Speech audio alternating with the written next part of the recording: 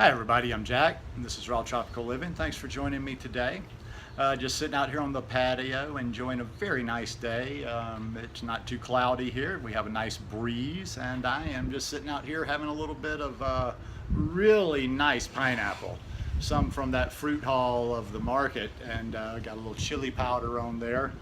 And yeah, just loving the pineapple. I'm gonna miss it. Let me get that out of my hand. Anyhow, as you guys can see by the title of the video, I'm going to talk about raw vegan and my meditation practice for my mental stability, my mental state. I do videos every day, so I'd appreciate it if you're not already subscribed. If you hit that subscribe button now, click on the little bell and check send notifications so you will stay subscribed to the channel. I've talked about this one before, you know, a couple of times, probably in a couple of different videos, but I just thought I would address it today from a little bit of a different perspective. It's actually kind of a little bit of a personal note this time and how it comes in handy. First of all, I tell people, be aware of people's mental states out there. There's all kind of people out there giving advice in this raw vegan world.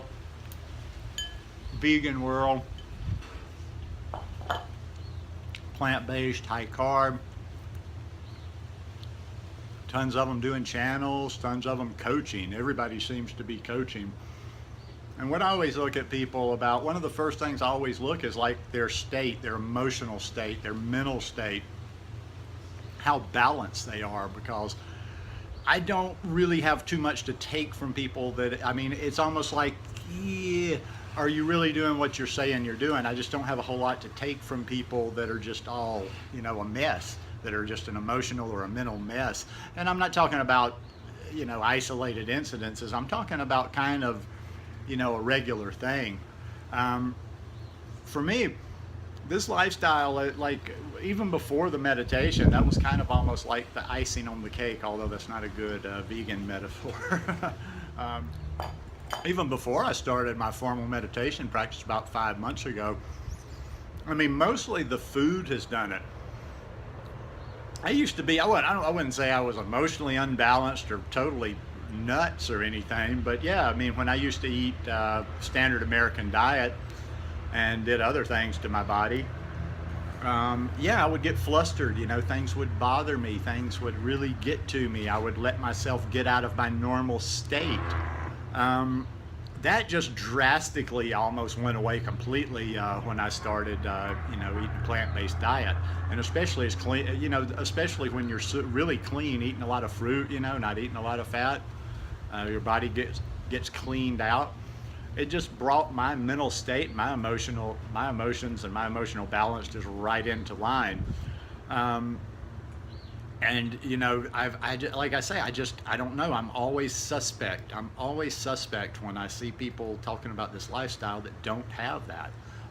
There's a few things I look for, you know. There's a few things I look for, and like I say, when it's somebody that's actually trying to teach, trying to lead, trying to tell other people how to do, you probably hold them to a little bit higher standard. But like I say, one thing I'm always looking for, I'm always looking at the eyes. That's one of the first things I look for when I'm listening to someone. The next thing is the skin. Do they have clear, vibrant skin? And then the next one, or maybe like there's no particular order for these, and the next would just definitely be their demeanor, how they carry themselves, how they talk.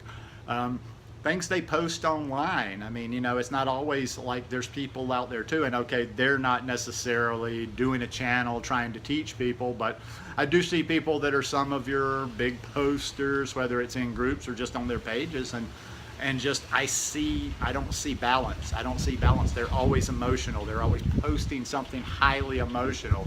Now, you know, we have emotions. Some have more emotions than others. I'm not the most emotional person in the world, but I do understand that some people have emotions and are emotional people. But, you know, you shouldn't be having like emotional outbursts all the time. You shouldn't be, you know, just so where you can't control your emotions all the time.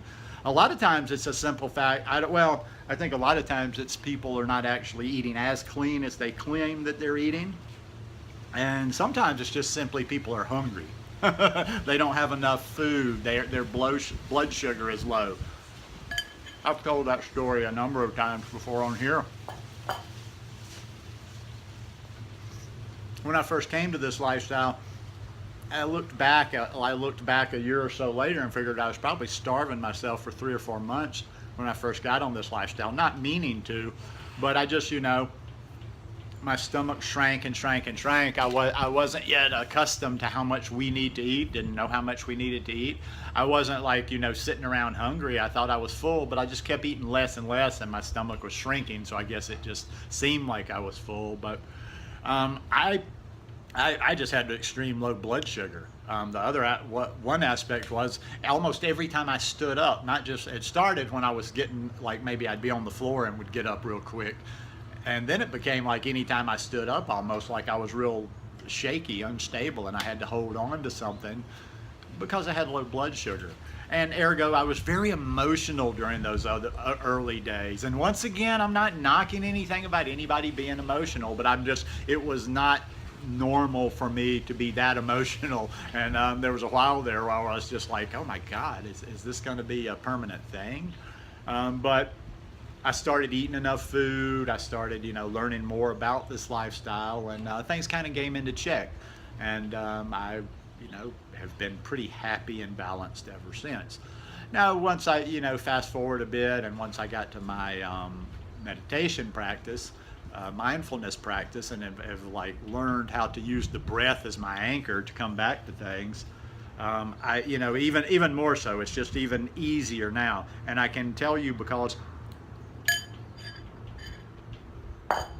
it's been hectic around here. Don't get me wrong. I'm not saying, listen, I'm not some Zen master or anything. Do I still get mad? Yeah, I still swear sometimes.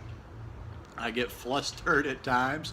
But most of the times it doesn't. I'm by myself. I'll blow it off. And I like to do stuff like that. I like to blow off steam. You'll hear me just swear, or you'll hear me blah, and then it's out of my system. But in general, no. And like I said, I've mentioned in videos where I talk about my meditation practice, I've been aware of mindfulness, and I've practiced mindfulness to an extent for years. So I've used some of this for years. But now, after having over 5 months of a daily practice, that has kind of filled in the gaps over here over this last month, 6 weeks, 2 months, that it's been so hectic here. There's been a lot, I had this place to myself for the longest time, just absolute peace, silence, tranquility. And over the last couple of months, we've had workers. There's work going around here a lot. There's noise, although they've been great. They haven't made any noise that they didn't need to, and they've been very respectful. But still, it's been chaotic. There'll be the guy that the Costa Rican guy that helps me, that he pays the bills and stuff, takes care of the house. People in and out of the house at certain times. So certain times where there've been noise, and that's when it really gets a little bit worse. Certain times when there has been noise, and for some reason or not, whether we had guests here or whatever, I couldn't get away from it. Now, in those times, then it was about the meditation. Being here on the own property, it wasn't like I was somewhere at work or whatever where I could only do it for a minute. I would actually just stop and meditate for a few minutes, or if I was actively doing something and it wasn't convenient to stop and actually sit and meditate, I'd just stop, and become aware of my breath. And I could diffuse it like that. And no, it's helped a whole lot. But like I say, in the end, those are the two things, and that's one of the biggest rewards on this lifestyle to me.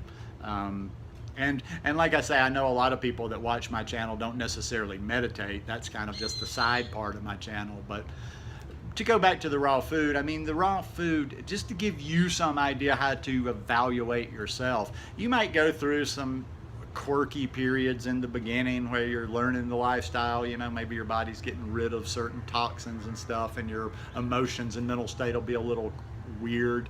But in general, after you've been on this lifestyle a while, use that as a measuring stick. If you're not getting more emotionally balanced, and without outburst, and just having some peace in your life. Like I say, it's not about what you show to the outside world as much as just like how you're feeling and how you're feeling inner peace. But yeah, that'll be about it. I just wanted to talk about that a little bit today. But And like I say, never trying to tell you what to do or whatever, but be very careful who you follow. You know, that's one thing I just don't like to. I like to see somebody that's a calm, stable being. You know, for me to get stuff from. But anyhow, just my 2 cents worth. Hope you guys enjoyed this video. If y'all like it, please give me a thumbs up, and I'll see you again tomorrow. Peace.